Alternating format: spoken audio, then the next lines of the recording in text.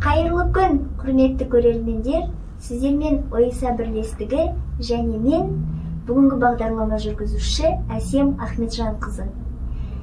Бүгінгі біздің қонағымыз ақын, бірнеше республикалық байқаулардың жүлдегері, тележүргізуші, Шымкент қалалық зағип және көзі нашар көретін азаматтарға арналған кітапхананың қызметкері Бакиев Ербек Мейрамғалиұлы.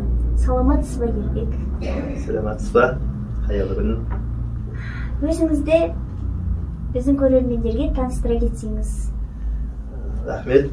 Менің аты жөнім Бакиев Ербек Мейрамғалиұлы. 1988 жылы Қызылорда облысы Қазалы ауданында өмірге келдім. 1993 жылдан бастап бұрынғы оңтүстік Қазақстан облысы, қазіргі Жетісай ауданына қоныс аударып, дәл бүгінгі таңда Шымкент қаласында, Шымкент қалалық арнайы кітапханада еңбек етіп жүрген жағдайым бар. Сонымен қатар, өзім Шымкент қаласындағы көзі нашар көретін азаматтарға, балаларға арналған мектеп-интернатқа оқуға түсіп, 2008 жылы мектепті тәмамдап, сол жылы қазақ тілі әдебиеті мамандығы бойынша Шымкент қаласындағы халықаралық гуманитарлық техникалық университетінің студенті болып, 2013 жылы аталмыш университетті ойдағыдай аяқтап шықтым. Және де мектеп қабырғасында оқып жүріп, шығармашылықпен айналысып, өнерге, білімге ғашық болып өстім. Тамаша. Сіз ақынсыз. Осы жайында айта кетсеңіз, бірінші өлеңіңізді қашан шығардыңыз? Жалпы мен енді мектеп қабырғасында осы балаларға арналған көзі нашар көретін үміт мектеп-интернатында білім ала жүріп, мектеп қабырғасында алғашқы өлеңімді ұстаздарыма арнап жазған болатынмын. Одан бері мінекей қаншама жылдар өтті. Содан бастап қолыма қалам алып, жаныма жақын тақырыптарға қалам тербеп, көңілімді осы өлеңмен өрнектеп, өмірімді көркем етіп келе жатқан жағдайым бар. Осы өлең өлкесіне бала кезден ғашық болып және түрлі мүшәйраларға қатысып, жетістіктерге жетіп, сол жетістіктердің жемісін көріп жатқан жағдайым бар. Тамаша. Және осы салада біраз жетістіктерге жетіп жатқаныңызды естіп жатырмыз. Сол жайында толықтап айтып өтсеңіз. Жалпы, осы әдебиет әлемі, өлең өлкесі, шығармашылық шыңы мені бақытқа бөледі деп айтсам да артық емес. Себебі осы қолыма қалам алып, қағаз бетіне шимайлап жазған өлеңдерім уақыт өте келе түрлі байқауларға қатысып, республикалық деңгейде түрлі жетістіктерге жетіп жатыр. Соның ішінде шоқтығы биік 2017 жылы Қызылорда облысы Қазалы ауданында өткен үлкен байқауда Қани Матбаев атындағы жастар сыйлығының және төсбелгісінің иегері атанып жатырмын. Сонымен қатар осы өлеңде Төлеген Айбергенов атындағы арнайы сыйлыққа қол жеткізіп жүрген жағдайымыз бар. Және де осы өлеңмен қанаттанып 2014 жылы Жас жаным құштар ақтанға атты кітабым өмірге келді. Бізде 2014 жылы Шалқар шабыт мүгедектер қоғамдық бірлестігі ашылып, сол бірлестіктің қолдауымен Жас жаным құштар ақтанға атты поэзиялық жыр жинағым жарыққа шықса, 2016 жылы тәуелсіздіктің 25 жылдығына орай зағип жандардың жеткен жетістігі мен өмірінен ақпарат беру үшін өмірге ғашық жүректер атты кітабым жарыққа шыққан болатын. Енді Алла бұйыртса, осы жылы да 3-ші кітабымды жарыққа шығарсам деген арман, мақсат, жоспарым ойда бар. Тамаша. Және сіздің өлеңдеріңізге бірнеше әндер шығып жатыр, бейнебаяндар шығып жатыр. Онда қазір біз бейнебаянға кезек берсек, сөзі Ербек Бакиевтікі, әні Бауыржан Қошқарбаевтікі, Достарым атты бейнебаянды тамашалайық.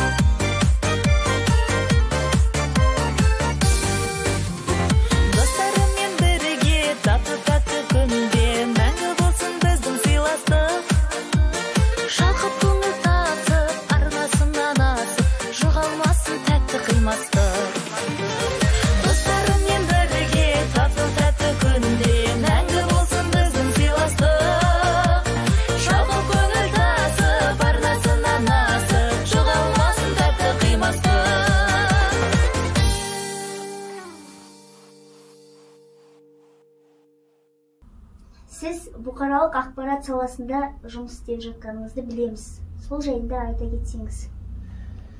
Дұрыс айтасыз, мен қасымда әріптесім Мадина Емаханова деген әріптесіміз екеуміз осы 2016 жылы Шымкент қаласындағы жергілікті ОТА телеарнасында ерекше жандар атты бағдарламаны жарыққа шығарып, ол жерде мүмкіндігі шектеулі, өмірге құштар, өнерге, шығармашылыққа жақын азаматтармен тікелей тілдесіп, олардың жеткен жетістігімен бүгінгі қоғамда атқарып жатқан жұмыстарын және осы замандағы тынымсыз тірліктерін тікелей эфир арқылы сұхбат жасап, 2016-2018-19 жылдарға дейін жұмыс атқардық және оның нәтижесін 2018 жылы еліміздегі ерекше бағдарламаның ерекше тележүргізушілері деген атпен Қазақстанның Гиннес рекордтар кітабына енген болатынбыз. Бұл шара өз деңгейінде жалғасып, республикаға тарайтын Қазақстан ұлттық телеарнасының оңтүстік филиалында осы Шымкент қаласында Шалқар Шабыт деген айдармен жүзеге асып, сұхбатымыз Шалқар Шабыт айдарымен жалғасып, ол жерде де көптеген талантты тұлғалармен тілдестік. 100-ден аса кейіпкермен сұхбаттасып, олардың тыныс-тіршілігі мен өмірінен ақпарат алып, қалың көрермендерге ұсындық. Сонымен қатар 2020 жылы Шабыт газетін жарыққа шығардық. Ол газетте осы әдеби, мәдени, рухани, тарихи дүниелерді дәріптеп, өзіміздің осы саладағы еңбек етіп жатқан жалпы қазақ әдебиетінде өзіндік орны бар ақын жазушылардың шығармаларын насихаттап, сонымен қатар қоғамның тынысында өтіп жатқан түрлі Тамаша, құттықтаймыз. Енді сіз өзіңіз жұмыс істеп жатқан кітапхана жайлы айта кетсеңіз, қандай қызмет атқарасыз сол жерде? Жалпы кітапханада тифлология деген бөлім бар. Сол бөлімде тифлология бөлімінің меңгерушісі болып еңбек етемін. Яғни зағип азаматтармен тікелей жұмыс жасау бөлімі. Бұл жерде түрлі өзекті тақырыптарда сұхбаттар өтеді. Әр сәрсенбі сайын түрлі әдеби, мәдени, сазды шығармашылық кештер өтеді. Осы өмірге құштар талантты жандардың шығармашылық концерттері ұйымдастырылып өткізіліп отырды. Осылардың бәрін ұйымдастырып, жиналған оқырманның назарына ұсынып отыратын жағдайымыз.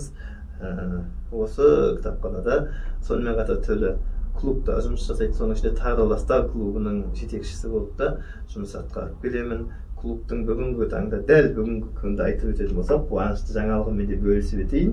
Сұхбатқа сәйкес, бүгін Тағдырластар клубының 10 жылдық мерекелік шығармашылық концертін өткізіп келіп отырған жайым. Тамаша, құтты болсын. Рахмет. Енді өз аузыңыздан бір шумақ өлеңіңізді оқып берсеңіз, өзіңіз шығарған өлеңнен. Жарайды. Жаңа жоғарыда айтып өткендей 2014 жылы Шалқар Шабыт бірлестігінің қолдауымен «Жас жаным құштар ақтанға» деген кітап шығарған болатынмын. Сол кітаптың атына сәйкес «Жас жаным құштар ақтанға» деген өлеңімді оқып берейін сіздерге. Жас жаным құштар ақтанға, тербеліп жаным жақсыдан үміт үзбейді. Келсе де сансыз сарғайып салқын күзмейді. Өмірдің ғажап арайлы алтын таңынан арманым менің шаттықтың шыңын іздейді. Тиісті емес үміттің шамы сөнуге, жанарым құштар ақтаңды аман көруге. Шалқыған шабыт бойымды бір сәт билесе, жүрегім құштар өлшеусіз өлең төгуге. Тарихтың бойлап қарасыменен ағына, бағынып келем жазылған өмір заңына. Жылдарым жылжып, сағатым сырғып соқса да, жас жаным құштар өмірдің жарқын таңына. Періште көңіл, бақытты сүйген мәңгілік, кеудемнен ұшты тағы да бүгін таңғы үміт. Үкілі үміт қосылып арман қиялға, көк жүзін шарлап самғайды бүгін шарқырып деген өлеңнің жолдары. Бұл ұзақ өлең. Бәрекелді. Жалпы болашаққа деген жоспарларыңыз, мақсат, армандарыңыз қандай? Әлбетте, адам баласы болып өмірге келгеннен кейін, ес біліп, ақыл жеңіңізді тоқтатқаннан кейін алға мақсат қоясың. Сол мақсатқа жету жолында түрлі қиыншылықтар мен сансыз сынақтарды бастан кешіреміз. Соның ішінде Аллаға шүкір, осы шабыт әлемінде шарықтап жүрсек, Алланың берген сыйы шығар деп қабылдаймыз. Сол сыймен осы Алла тағаланың арқасында мінекей түрлі мақсаттарым бар, жобаларымыз бар. Оның енді жоғарыда айтып өткенімдей, тағдырыма тәнтімін деген тәуелсіздіктің 30 жылдығына орай Алматы қаласындағы республикалық жалын баспасында бір кітабымды шығарсам деп жоспарлап отырмын. Алла сәтін салса, осы жылы жоспарлап жатсам, тағы да сіздерге сұхбат беріп, оның тұсаукесерін өткіземіз деген ойдамын. Сонымен қатар осы өзіміздей тағдырлас замандас бауырларымыздың жұмыстарын жандандырып, және олардың тыныс-тіршілігін халыққа кеңінен дәріптеп, қоғамдағы түрлі жетістіктерді одан әрі дәріптеп, одан әрі насихаттап, көрерменге таныстыру арқылы көпшілікке көтеріңкі көңіл күй сыйлау және өзіміздей жастарға мотивация беру арқылы олардың алға дамуына ықпал етуді мақсат етемін. Және осындай бағдарламалар көп болса екен деген тілек айтқым келеді. Тамаша Ербек, арман, мақсат, жоспарларыңыз орындала берсін. Басыңызға амандық, деніңізге саулық, отбасыңызға береке, бірлік, творчествоңызға табыстық, жұмыстарыңызға сәттілік тілеп отырып, бүгінгі сұхбатты аяқтағым келіп отыр. Ербек, сізге алтын уақытыңызды бөліп келіп, бізге сұхбат бергеніңізге рахмет. Сіздерге де көп-көп рахмет, арнайы уақыт бөліп, біздер сұхбат алып жатқандарыңызға. Сіздердің де арналарыңыз асқақтай берсін, мәртебелеріңіз биіктей берсін, көретін көрермендеріңіз көп болып, оқырман, тыңдармандарыңыз тола берсін. Рахмет. Осымен құрметті көрермендер, бүгінгі сұхбат аяқталды. Келесі кездескенше сау саламат болыңыздар. Біздің арнаға жазылып, пікір жазып, лайк басуды ұмытпаңыздар.